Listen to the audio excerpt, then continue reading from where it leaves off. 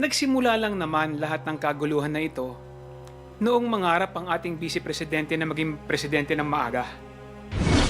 Nung mangarap ang former president na paupuin yung kanyang anak na maging presidente kaagad. Ngayon ko lang dito kayo ng comment regarding po sa sinabi po ni Congressman Jay Kong dun po na kung hindi lang daw po kayo maagang nag-ambisyon na mag-presidente, tahimik daw po ang lahat.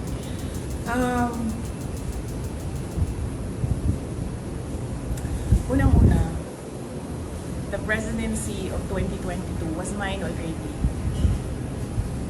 Na nanalo na ako sa surveys, lahat ng tao solid na, united na for my candidacy.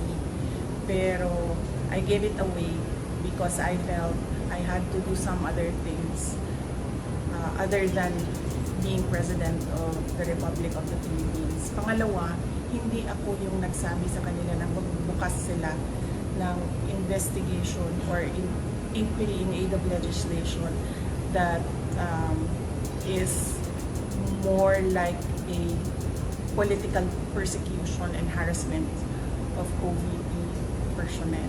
So, wag nila akong i-gaslight into saying na ako ang dahilan ng kaguluhan na ito. Ang kaguluhan na ito ay nagsimula sa sa terrorism nila, sa harassment nila, sa threats nila sa mga personnel ng Office of the Vice President. This is another a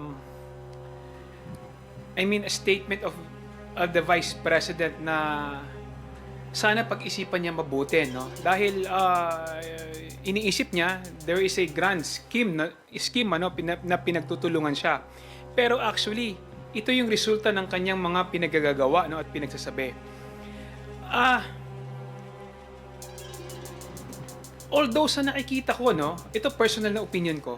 Nakita naman natin yung yung batas na ipinasa nila sa terrorism, no? At talagang nakita naman natin na meron siyang violate doon.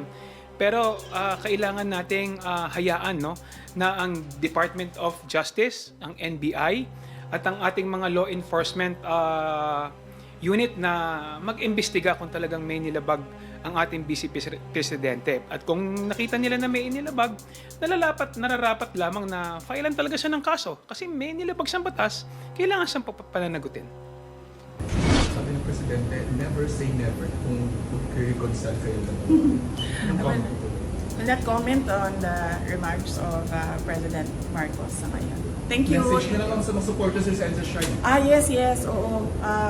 Well, nagpapasalamat din kami sa mga supporters namin sa EDSA Shrine.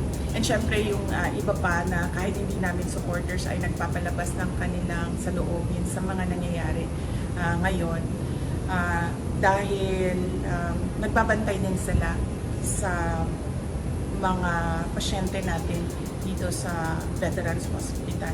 And nagpapasalamat din kami sa mga tao na nasa labas ng Veterans Hospital na nagbantay din sa mga pasyente. Malaking tulong yon sa akin, yung media, yung mga tao na nagbabantay. Si Senator Bato de la Rosa na hindi talaga niya iniwanan yung mga pasyente. Si Senator Bongo na nag-substitute sa akin dito. Ang laking tulong nun lahat, ninyong lahat sa akin dahil nakakadalaw ako, nagagawa ko pa rin yung mga iba kong kailangan gawin ng mga trabaho. Ma'am, bago lang po ma'am. Ma'am, nag-usap na po ba kayo ni Claire R.D. lately? Thank you, ma'am.